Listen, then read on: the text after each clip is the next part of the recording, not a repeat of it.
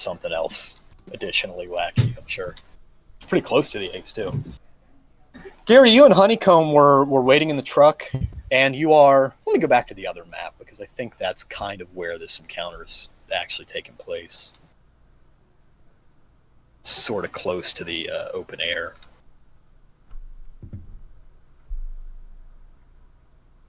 In the outside here.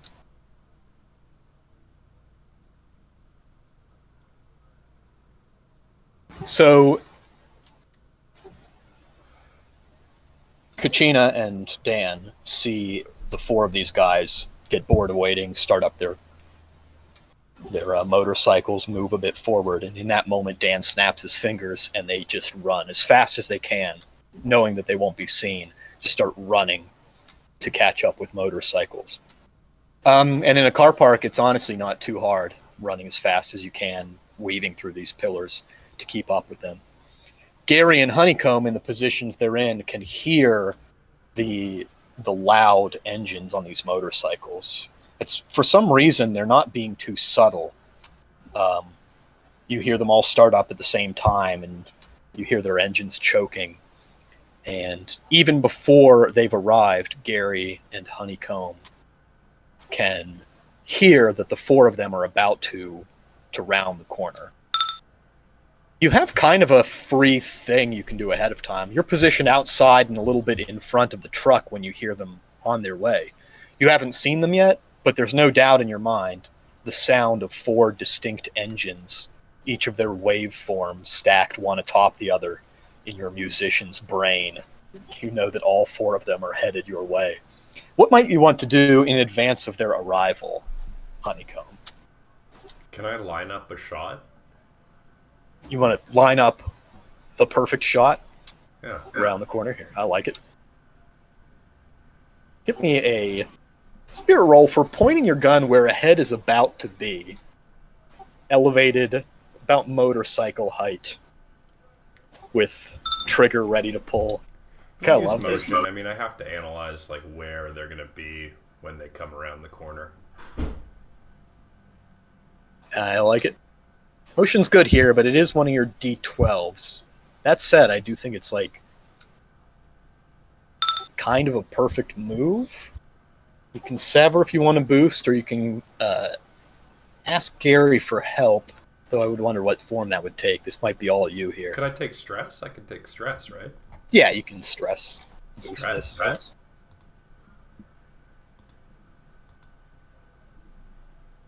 Nice. And with any luck, you'll start having some of Brian's stress tests now. It's a stressful situation, to be sure, but with a strong...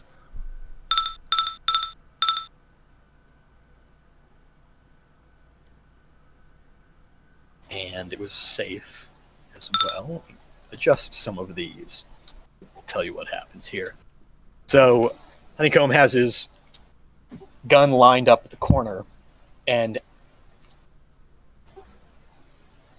it's just like right there at the precipice, like where the line meets the horizon. There's like a black silhouette of a wall and the white foggy eternity of sky beyond that.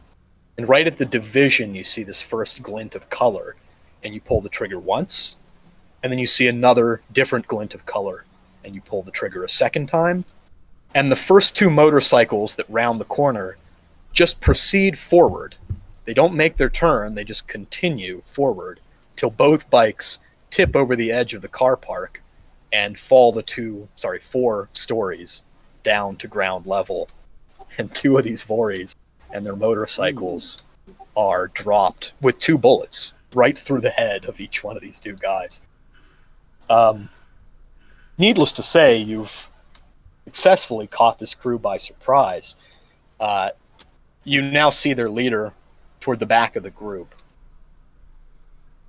coming around the corner here. Gary, you recognize this leader. This is a guy who's worked with Bogdanov before. His name, Bogdanov always just called him Shershin, and he's been practicing in your boxing tournaments for a while now.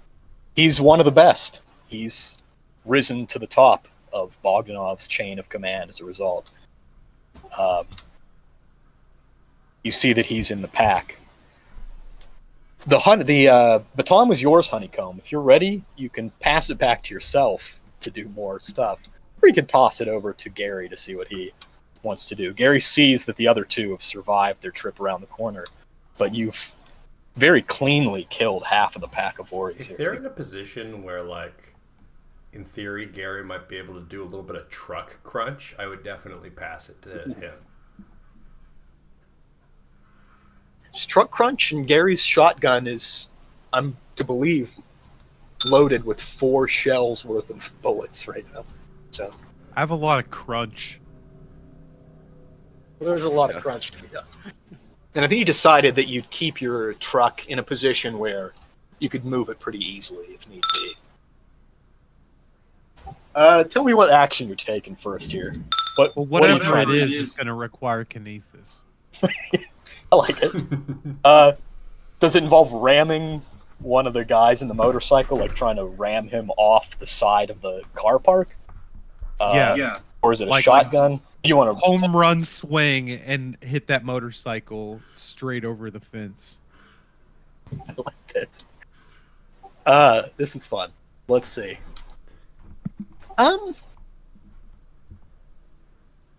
Both of these strategies are pretty good, but now you're no longer safe.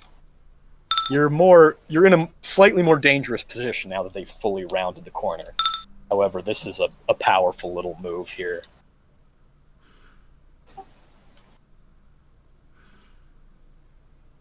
Okay, look at the daunting consequence.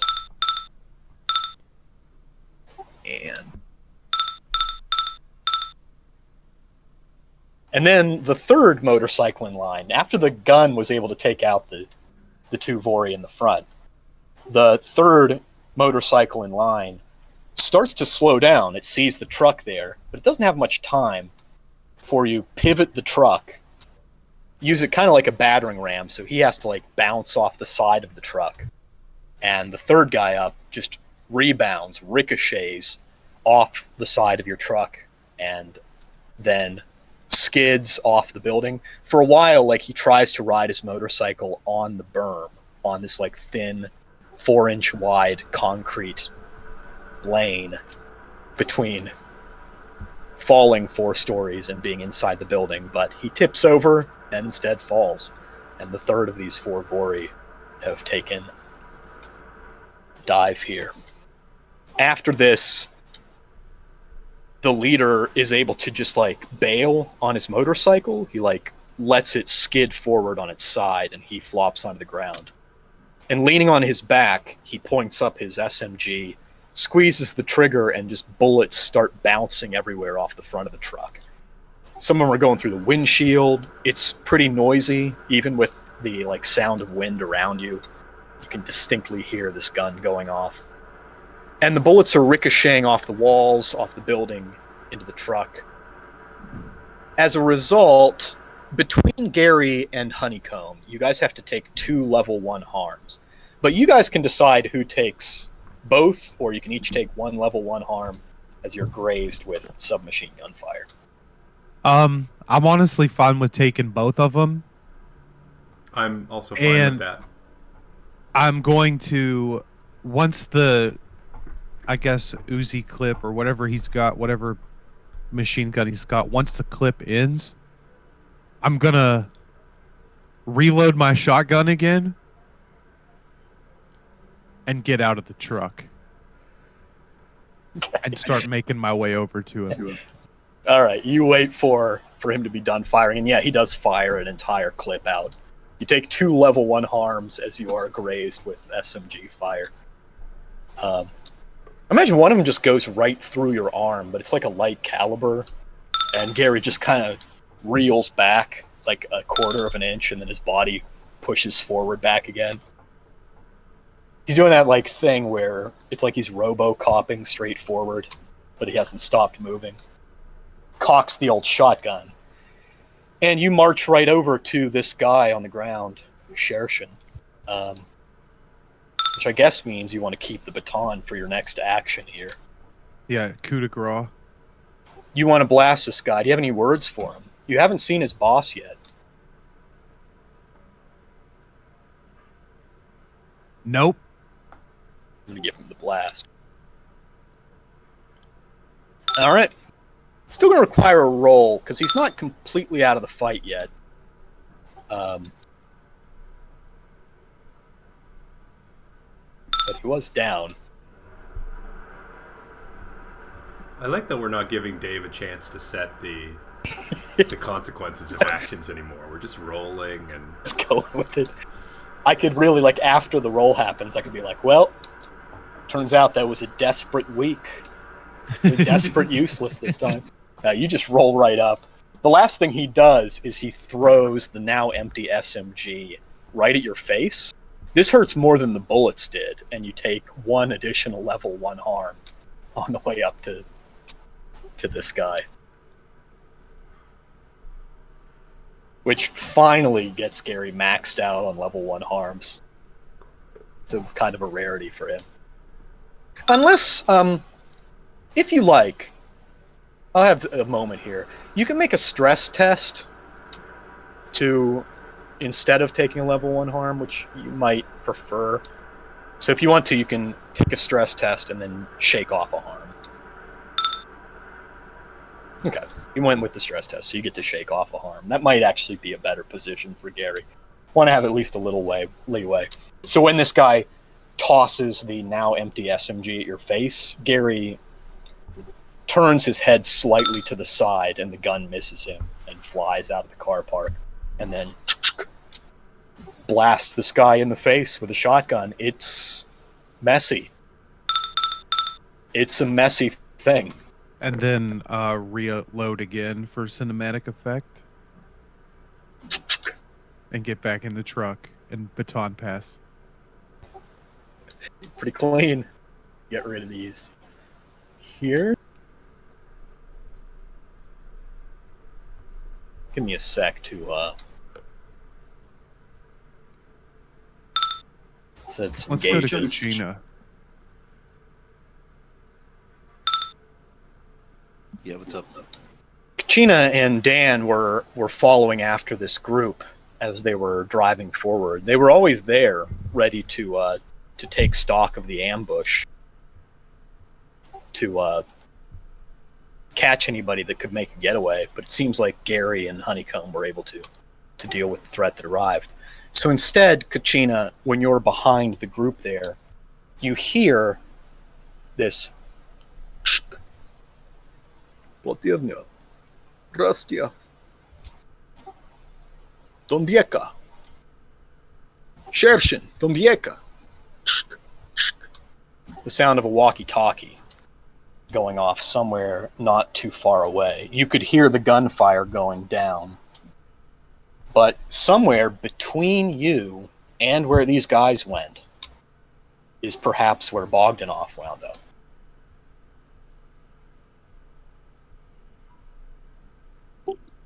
Let's find that motherfucker. Alright. You want to take the walkie-talkie? Well, I want to find the source. I want to find the walkie-talkie. Yeah, in addition, yes. And presumably the person to whom the walkie-talkie is attached.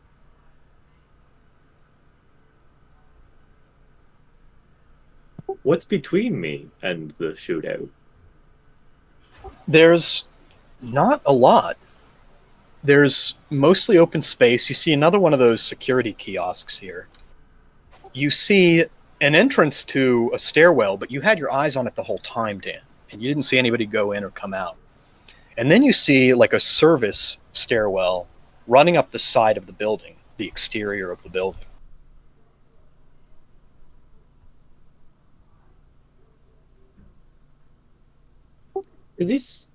Do either the main stairwell or the service stairwell have doors, or they're just open? Neither has doors. In the service stairwell, you have to walk onto this like little rusty-looking platform onto the exterior of the car park. It's one of those screw-shaped stairwells that nobody in their right mind uses. that just run up the outside of a super tall building to do repairs and that kind of thing. Dan has scaled these many times. I'd be afraid to death to do it in real life. But if that voice is coming from anywhere, it is probably coming from that service stairwell that runs up to the roof of the building. Whoever's recording this session, I just want to mark this time because I'm gonna want a clip of Dave saying he'd be afraid in real life. It's all part of the GM's flourish. Fortunately, the broadcasting software seems to have broken during that moment. That's a shame.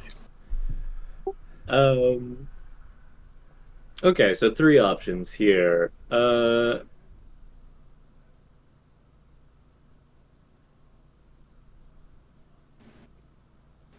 Well, let's check the outside first. I motioned to Kachina to check the main stairs, and I'll go check the service stairs.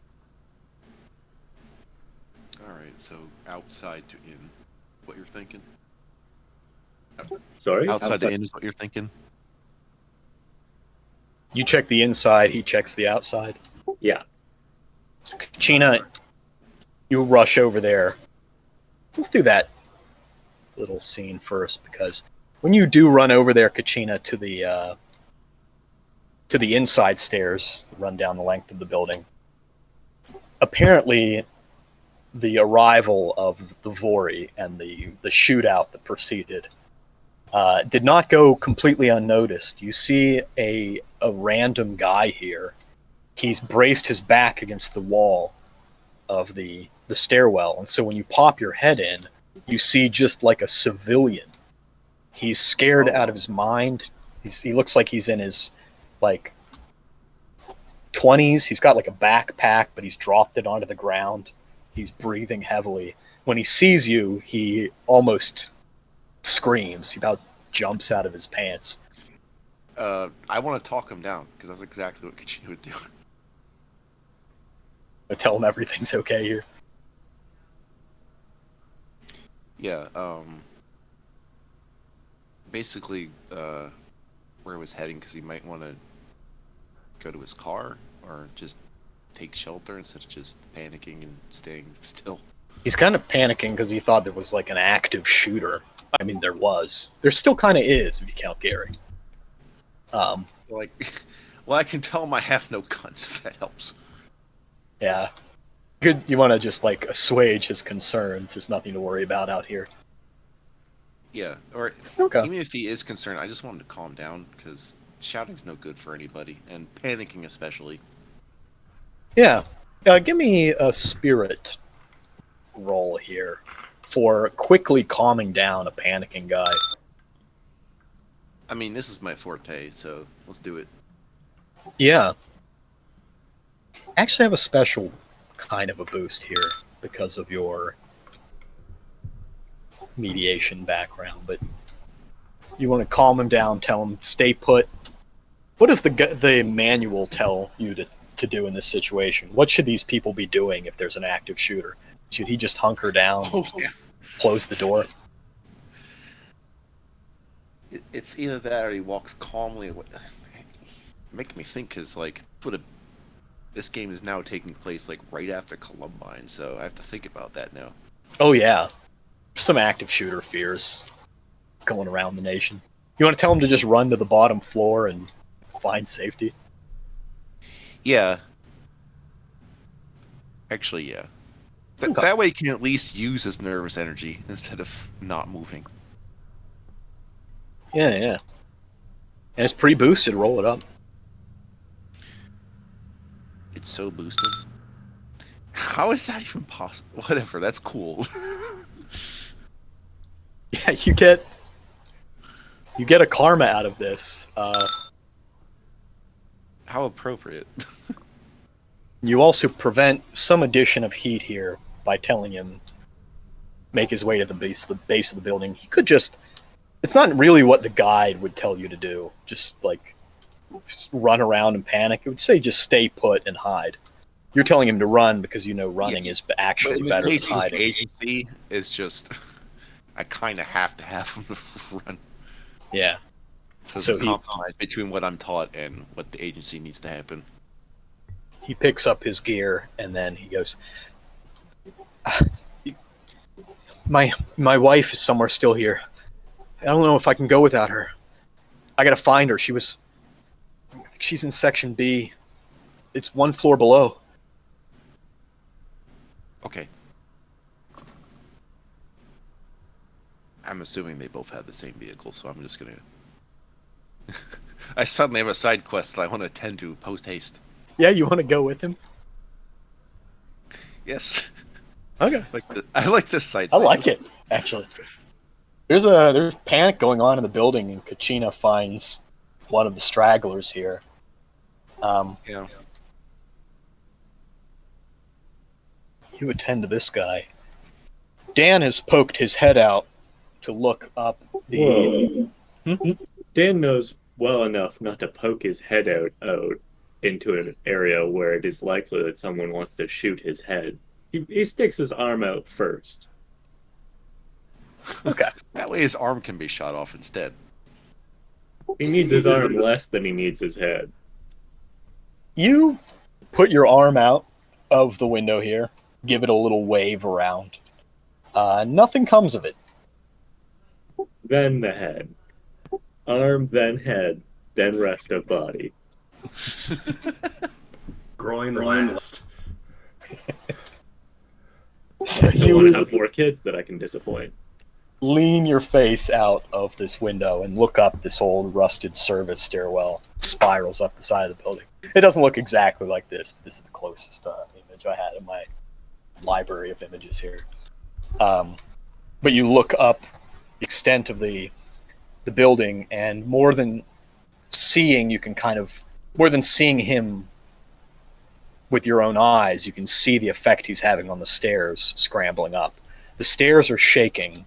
The whole fixture is rumbling a bit as somebody is making their escape up the exterior of the building very quickly to head to the roof.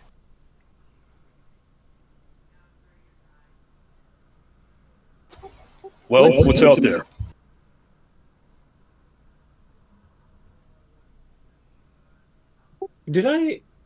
So I heard someone calling on this walkie-talkie, obviously calling the four horsemen who are now dead. Did I recognize the voice? You recognize that it was a Russian speaking Russian. There is a chance you'd recognize Bogdanov's voice, isn't there? Fairly high chance. With as much static and as much sound as around the building, I kind of want to call for a free roll as to which of your spirits would make this connection. Respect makes a ton of sense to me, but instinct would work too.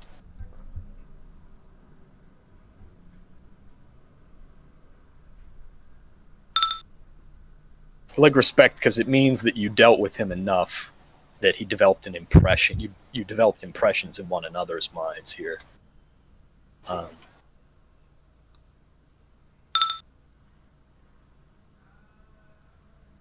But success here just means you will have identified ahead of time, and you did. That was Bogdanov calling to his subordinate. He called him Shershin.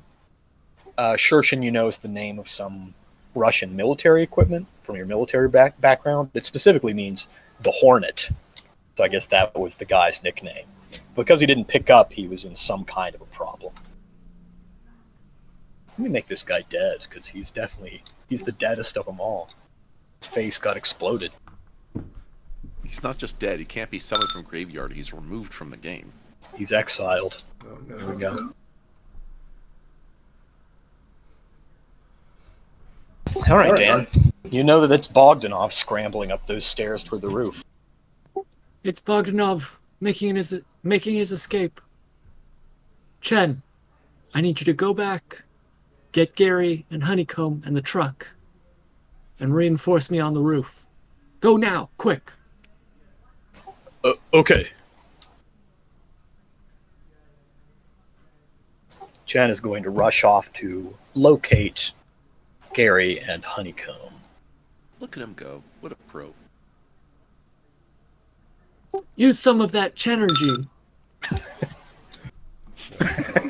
Oh no. Oh no.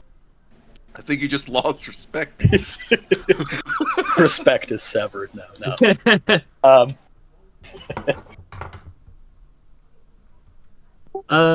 I'm tempted to call out after Bogdanov, but I actually don't think I will. I think I'm just going to follow him up the stairs as quickly as I can.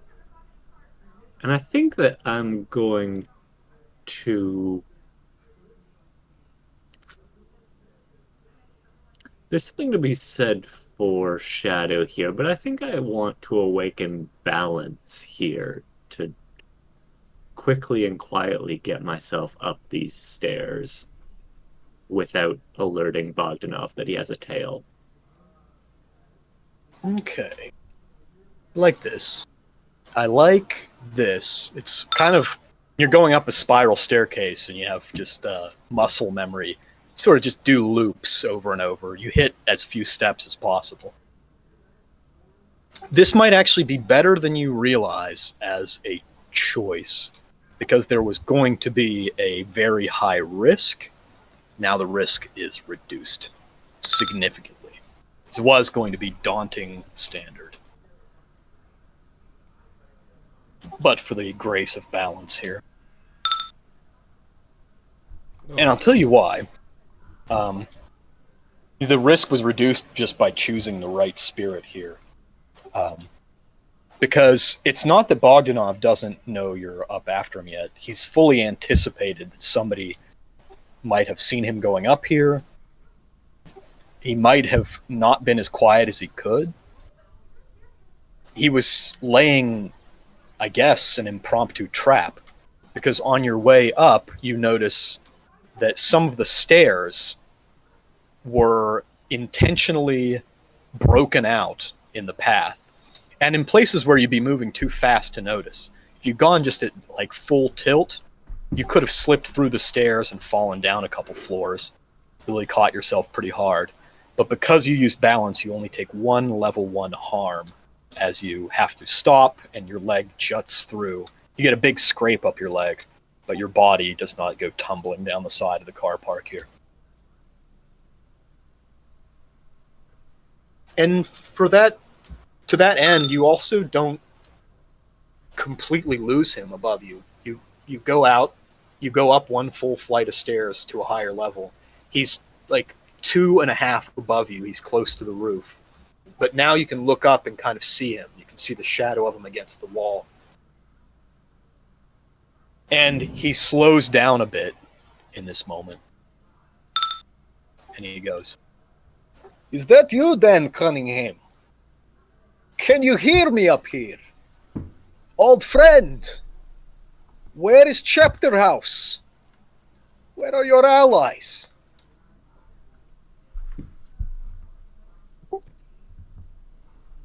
They wouldn't be good allies if you could see them coming, Mr. Bogdanov. But let me just say first, congratulations. This must be quite a payday for you, if you're willing to make so many enemies all at once. "I believe your friends have killed my friends. This one actually stings for a change. I think I might be taking a loss. It has been a big payday."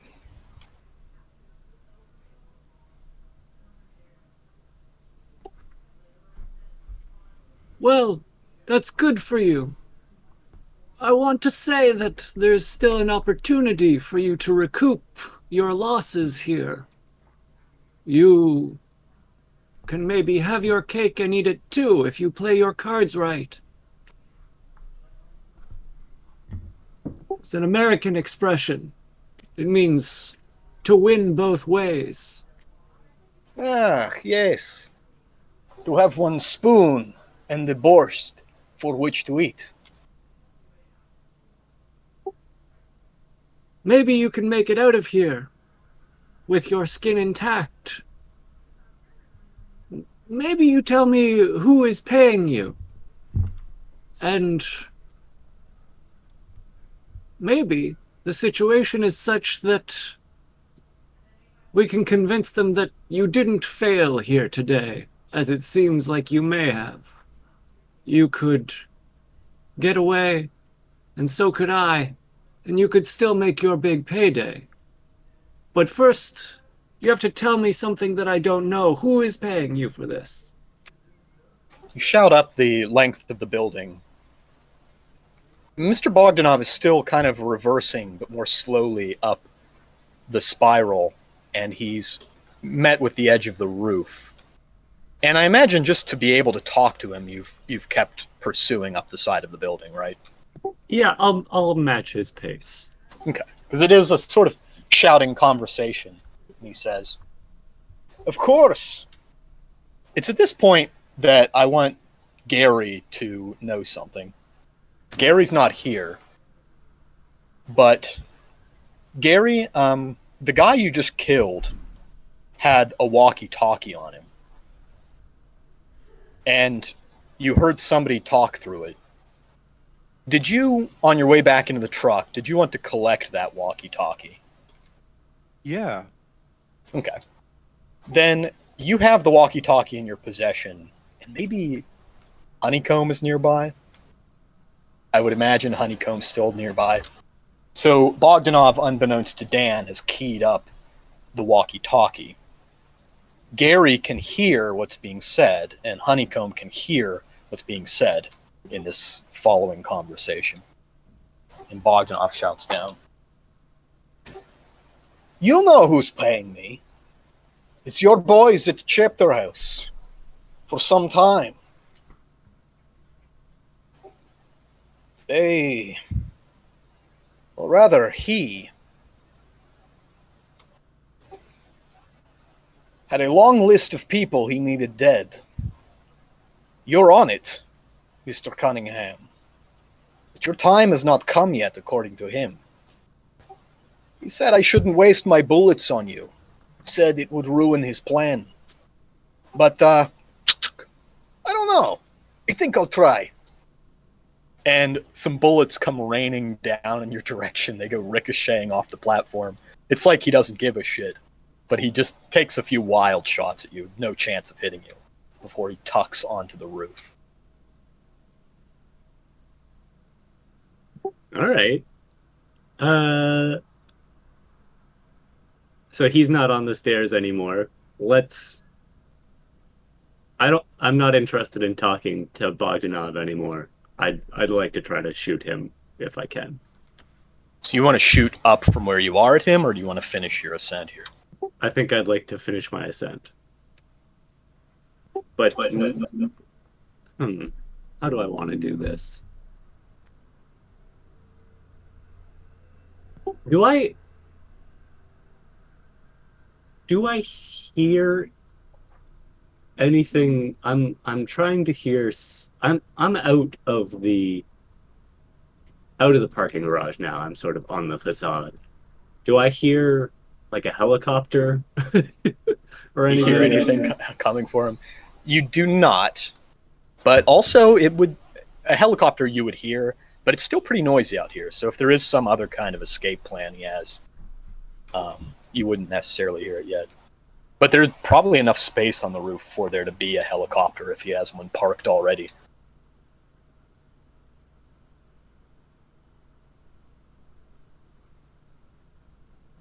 Let's see if we can just peek the roof, get a sense of what's waiting for me before I engage. I want a spirit to govern this because there is a chance things could go awry here. Mr. Bogdanov is only a few paces ahead of you. He could be looking back in your direction while this is going down.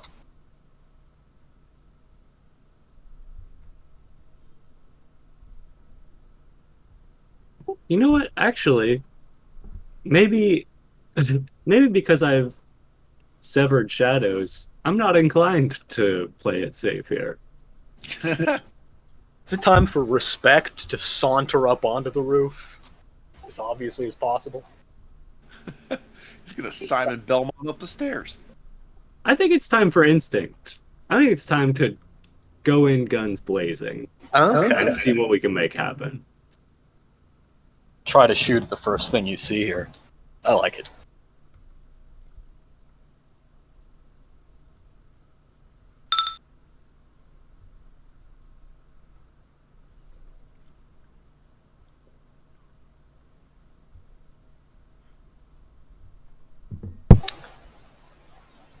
Oh boy. I had to think for a second, but guns a-blazing is a little... I just thought of what's on the roof. It's a little not in your favor here. For the Not terrible, record, but- this is daunting week. I honestly think, I like it, he says as he delivers Daunting Week. I do think, though, that you have the kind of backgrounds here to either make it less risky or...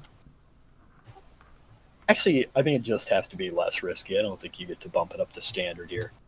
Okay, sure. But I think that Great. big covert ops works for making it a little better.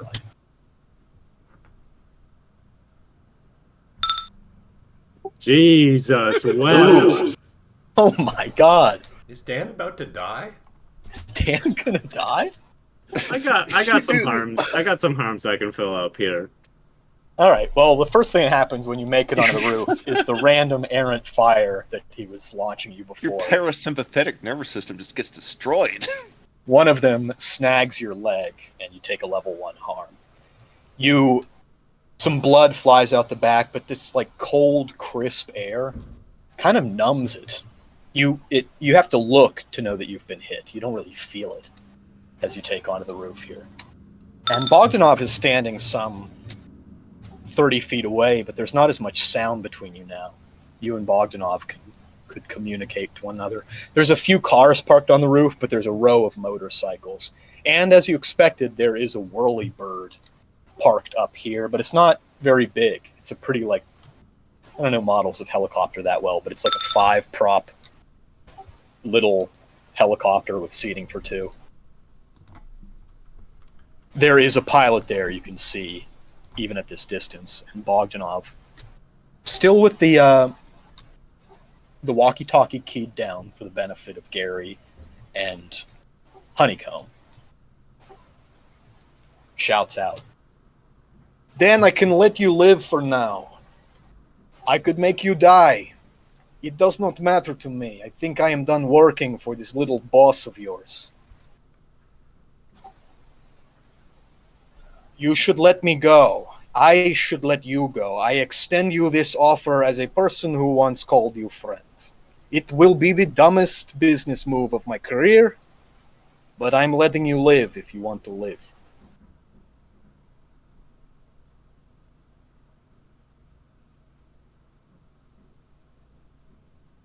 What is this? What's the? I'm consulting a spirit here. I'm consulting respect. I want to understand what the fuck this actually is. What is his game is here? Yeah, like what? This is almost entirely out of character for him, right? He's pretty business oriented. Why is he leaving me as a loose end? On your way up here, he said that he was in the business of killing people. Gary mentioned that he had probably turned his mind to being a hitman, an assassin. But he has to kill people in a particular order, and your time wasn't up yet. He was just going to shoot at you, but maybe he was missing on purpose. Maybe he doesn't intend to kill you. Maybe in this moment your death would be inopportune for his client, whoever that client should happen to be. He doesn't want you dead, you think. And that shot that hit your leg instead of your heart for a reason. Bogdanov is more capable than he lets on, you figure. And he lets on that he's pretty capable. Okay, let's roll the dice on this then. Let's see how. That was a clean success. I'm confident that my reading of this situation is correct. I'm gonna walk towards him as best I can on a shot up leg. until I feel like I can get a clean shot.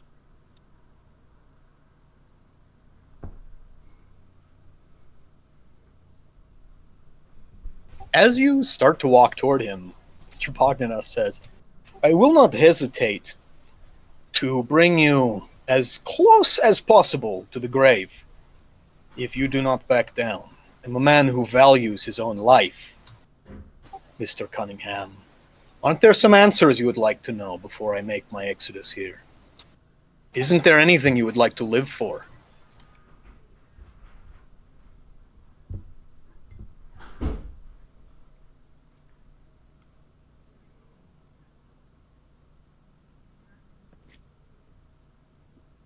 The thing I most want to know, Mr. Bogdanov, maybe you can tell me. I've always been curious who the person would be who would send me to the hereafter. Maybe you think that's you. You think you can send me to meet my God. I've never met him before, but I'll bet he knows me. And I'll unload my clip at him. All right.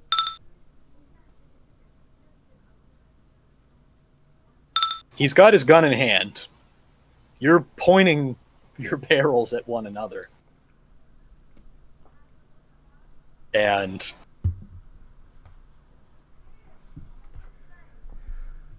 let's see.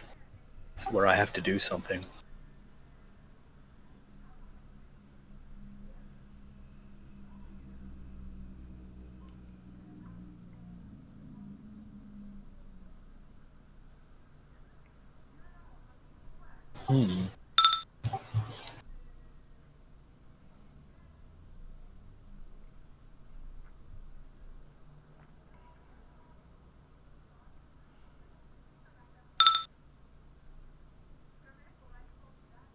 Incredible.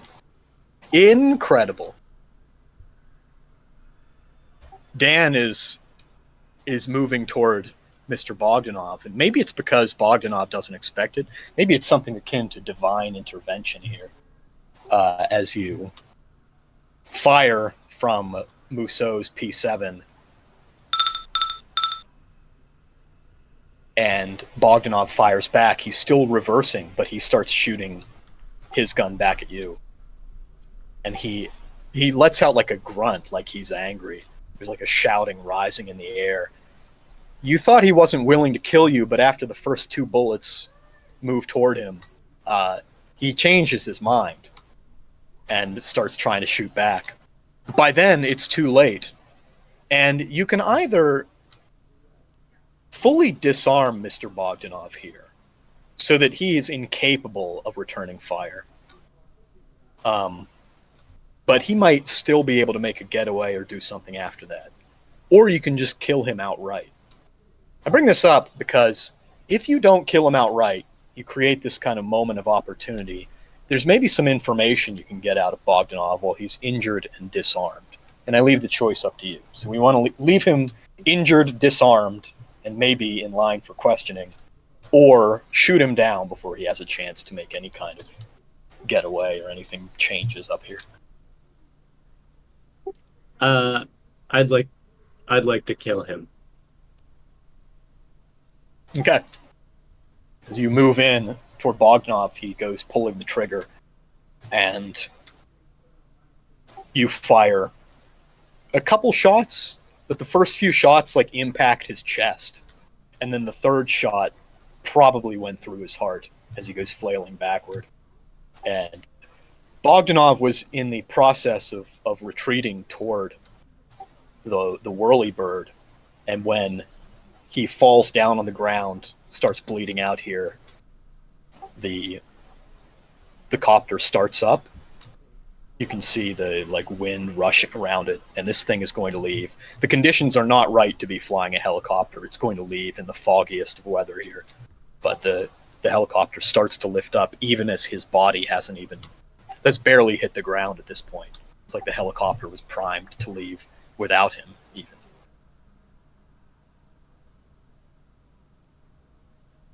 All right, you've shot down Mr. Nikita Bogdanov.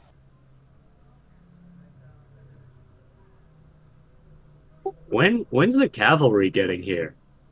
That is a good question. And I was thinking, unless there was something you wanted to do, I was going to have them show up right now. I'd like them to show up right now. Okay. Chen had gone as fast as he could to go fetch Gary and Honeycomb and truck. And it's at about this exact moment that Gary in his truck drives up onto the rooftop, and we can see the whirly bird zipping off and a dead Mr. Bogdanov right here in the middle. Honeycomb, you can spot this body from a distance.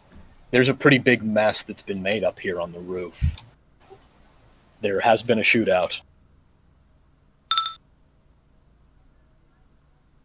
Did he say the words chapter house over the walkie-talkie, or was that just for my benefit? He said chapter house across the walkie-talkie. Okay. He said it while it was on. Dan, you don't know that though. In fact, there's no indication to you that the walkie-talkie was ever on. That's why I just wanted to consult Gary and Honeycomb about it. So I'm going up here to kill Dan. Truck gets to the roof. There is the body of this Russian between the two of you when Gary arrives. You heard over the walkie-talkie clips of that conversation. You heard the mention of Chapter House, that Mr. Bogdanov was in cahoots with Dan about something, that their boss, not his boss, but both of their bosses, there was some verbiage in there that could leave you rightly confused about Dan's position on the team, that there's somebody higher than the agency that he had been working with. When you make it to the roof, then, Honeycomb, what do you want to do? So basically we sped up here in the truck, is that right? Yeah, Brian Chen is in the truck with you at this point. Yeah, if the truck stops, I'll get out with my gun pointed at Dan.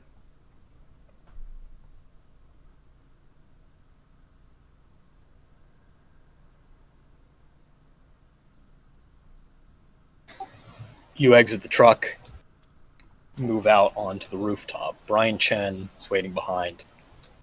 Gary, I imagine you are staying out of this one?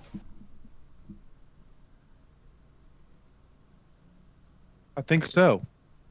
You have your shotgun at the ready, but if Dan has betrayed the team in some way, Honeycomb's ready to deal with it. Just look on from where the truck is back there. You son of a bitch, I knew you were the goddamn traitor.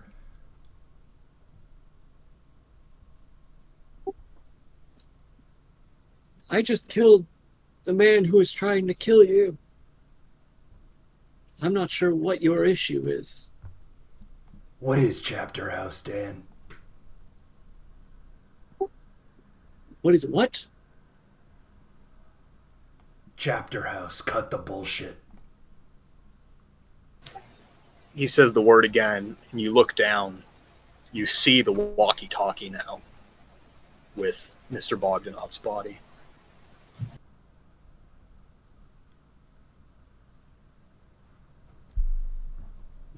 What do you think has gone on here today?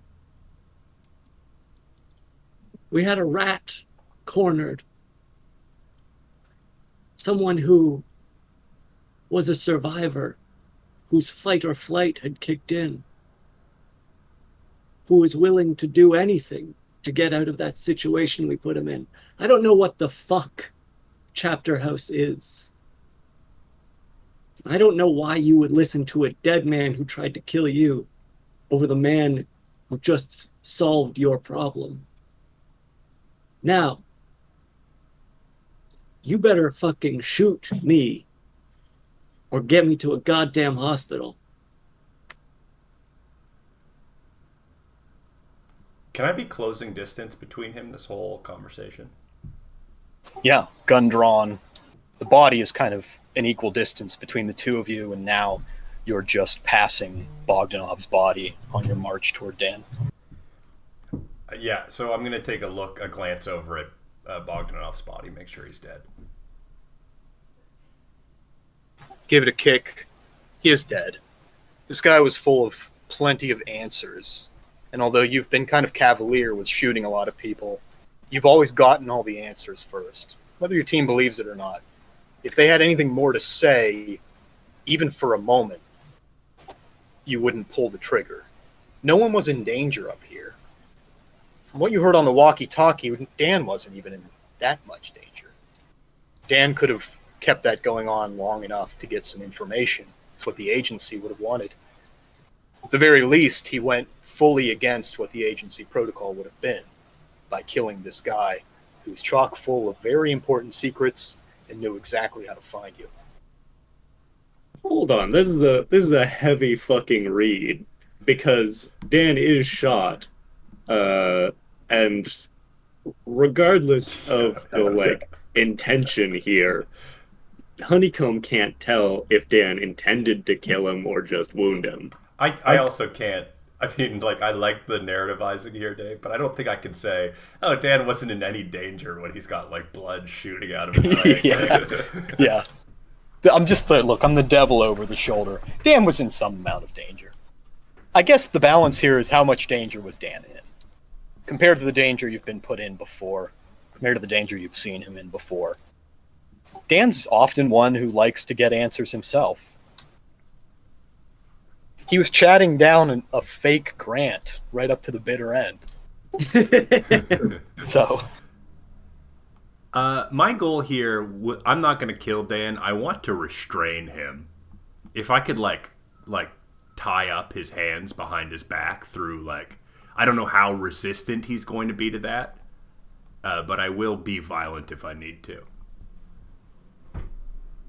You've got your cuffs on you. I guess the question is, if you're about to be cuffed by Honeycomb, do you want to put up a fight?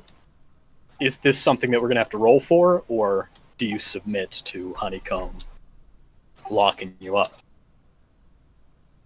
Imagine you do most of this wordlessly then, with your gun still trained on him. Mm-hmm.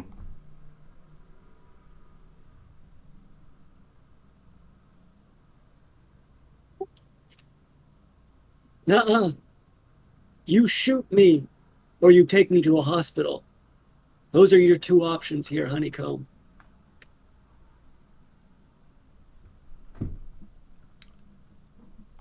We have agency medical treatment you can get. I don't need to bring you to a hospital. I need answers.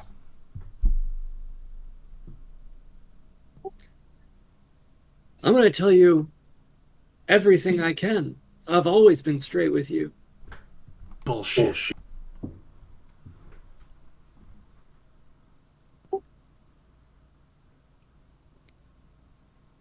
Well, Agent Hawthorne, I'm fresh out of bullets, so you've got all the power here. But I'm not going in cuffs. I'm going in a body bag, or I'm going in the front seat. Can I try and knock him unconscious? Oh, for sure. And he's also, given that he's given you these two options, I think you might be able to just bash him unconscious here. Body bag in the front seat. What about that? Anytime you want there to be a roll, Tanner, as you have agency over this character, you can force a little spirit roll. What do you like, though? Does he knock you out, or do you try to raise your hands? Do you want to fight him? I like the supercut of me an hour ago saying, I would never take away your agency, Dan. And then, can I knock him unconscious? So you want to put up a little fight here, is what I'm hearing. Yeah. So you just lift up. It's going to be a precise, just bash him unconscious. He's still, at the end of the day, somebody you don't want to kill. But then he's going to try to raise a handy with a muscle. You're going to have to awaken a spirit of your own, Honeycomb, in this moment. I've never seen a spirit battle happen in this game like this. Yeah. Spirit battle. Low roll wins, as long as I don't think there's any extenuating factors here. So what? I would say it's a precise kind of flow through. Yeah. Now, Honeycomb's kind of on the move, so just resisting him with the muscle means he's just caught, basically. He hasn't knocked you out. But it will then become apparent that you're in just an actual fight here. Let's have Honeycomb roll first. These spirits are on equal footing, so it's a 9. That might be easier to. Perfectly matched spirit battle. My God! Draw! What happens here? This might require intervention from one of our allies who are watching on. Okay. I love this scene immediately. Well, I have a scene for Kachina and Grant who are off doing something else in this moment. I don't know that Brian Chen is going to involve himself. I don't know what Gary thinks both of you guys are pretty great, I imagine. I don't know that he would get involved. They're just gonna both knock each other out and just lie there for a while. Yeah. Gary, what are you doing back in the truck? Are you just watching this whole thing? Do you want to call up the agency and tell them some shit's going down between Honeycomb and Dan? There's a lot of things you could do here. You could also drive down and try to find Kachina. I think I'm just watching it go down. You're going to let this play out. Yeah, because sometimes you never know. Like, he might not actually be in the situation you think he is. So I'm just going to see what happens first before I start calling people. In this moment, then, Honeycomb, you know that he wasn't going to let you just drag him out in a body bag, or at least not without a little bit of resistance, because he puts up a fight. When you swing down to hit him precisely on the noggin, so you could knock him out with only a level 2 harm, you realize he is going to fight back. And what is your next move here, Honeycomb?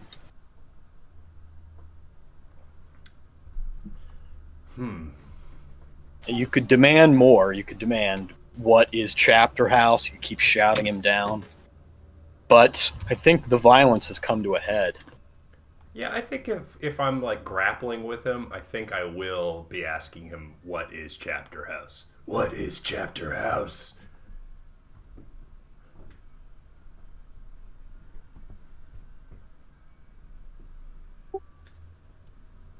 I told you what I know. The ravings of a man trying to get out from under my gun. That's what Chapter House is. And he's succeeding, even beyond the grave, son of a bitch. I heard on the goddamn radio you didn't contest a single thing he said. He said he was your friend, your colleague. Well, that much is true. But I don't know what Chapter House is. Bogdanov and I, well, we had a bit of a history.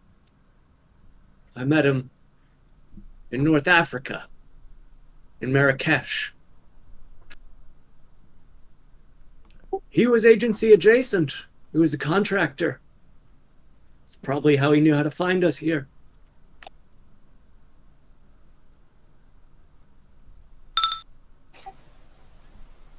You're trying to weave a picture that I don't necessarily think Honeycomb could immediately accept. And if for no other reason than I don't think you could decide that it's false, I don't know. I'll leave this up to you. Does this sound like bullshit to Honeycomb? Too much to be worth a roll? No, I think it's worth a roll. Okay. How does he read through Dan's lies? What spirit is going to help him contest this roll? I'll tell you what, I'm not going to contest this role. The idea, I think, is like, if he does a good job at like framing this, I'm going to let him go with like a kind of scowl on my face and react at that point. And if it doesn't seem believable at all, then I'm going to continue to badger him for information. Okay.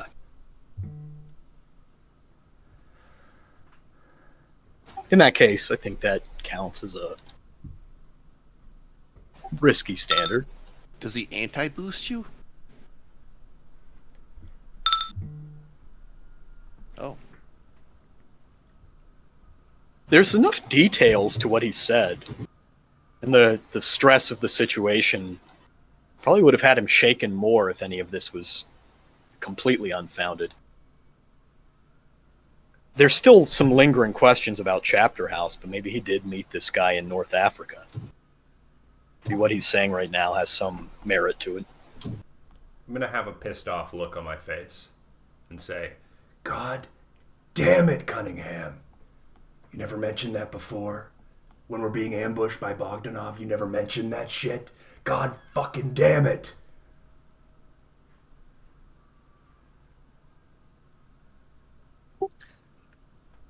You telling me you don't have secrets, Honeycomb? There's nothing you're keeping from me? Nothing that could get in the way of the mission. I took care of the mission. I took care of Bogdanov.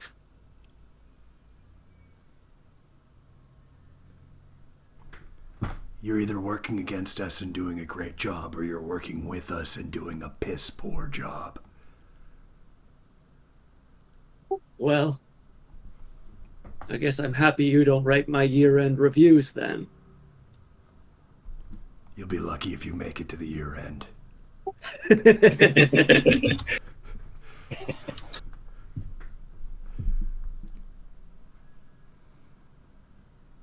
I don't have a... That's it. I'm done. Honeycomb, behind you is Bogdanov's body. You might want to have to load it in the truck. Do you want to look over this body? You want to see what this guy had? Yeah, I'm going to pat him down quickly. I would say that series of rolls kind of went perfectly for you, Dan. Ever since you got to this rooftop, you've been rolling up a pretty effective encounter there. You killed Bogdanov against all odds. You go over to this body. You feel the insides of the jacket. Give him a pat down. What he's doing right now makes you a little bit nervous, Dan. Maybe. Could make you a little bit nervous because he could have effects on him that prove some amount of his case. He has on him a little red book. And that little red book was his passport from the Soviet Union. But in the section at the end of the passport, there's a lot of places where you can write stuff down. And he has a whole lot of information down. I want to make you roll for how much you can get really quickly, because you're going to have Bogdanov's little black book. But even glancing in it, even just giving a cursory look at it, could give you some insight into what his objective has been. Can I go a different direction with this? Can I try and be stealthy about getting the book so that, like, specifically no one knows you have it. And realize I have it? Yeah. Yeah, for sure. You want to make sure no one knows you have his book.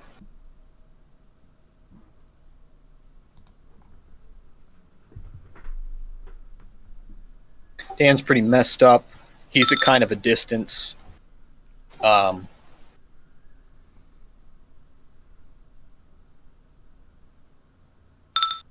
you're just being quick about it. You're making the rest of the search look like it takes a lot of time, and the stashing of the book a quick, smooth action here. And that it is. No one spots you with the book. You have Bogdanov's passport. Let me make this thing here.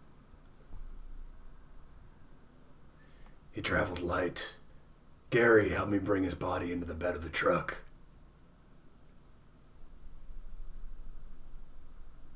We're probably going to have to load the bed of the truck with tons of bodies and Brian Chen, actually, now that I think about it. Maybe we'll steal a motorcycle or something. There is a fair amount of cleanup to be done here. And I guess I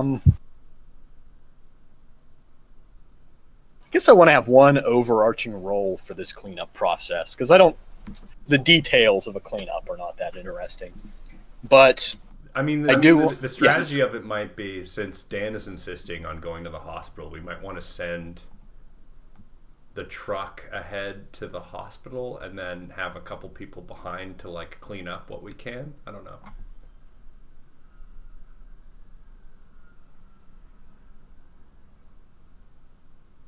Could be. Time is a little bit of the essence here. Might just have to load up the truck, cover the bodies, and hope nobody finds it in this car park. Or have Brian Chen wait with it.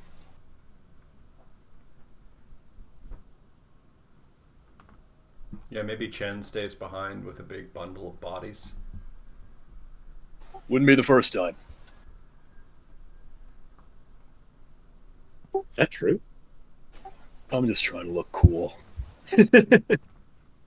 Honeycomb? You could make a roll here, though you could also baton pass to Gary if you want Gary to take over the hauling the bodies in, remembering where all the bodies landed, gathering up all that stuff in the truck. This be a lengthy process, and you want to shorten the amount of time it takes as much as possible. I think this is pretty pulsy. Trying to remember everything that happened and how it went down, where to find these things. And just like seizing the moment, like being efficient, and if there is any kind of like pressure coming into it, like us, like in terms of like, oh, we need to do this quickly because the night watchman is arriving or something, we want to be kind of conscious of that. Right.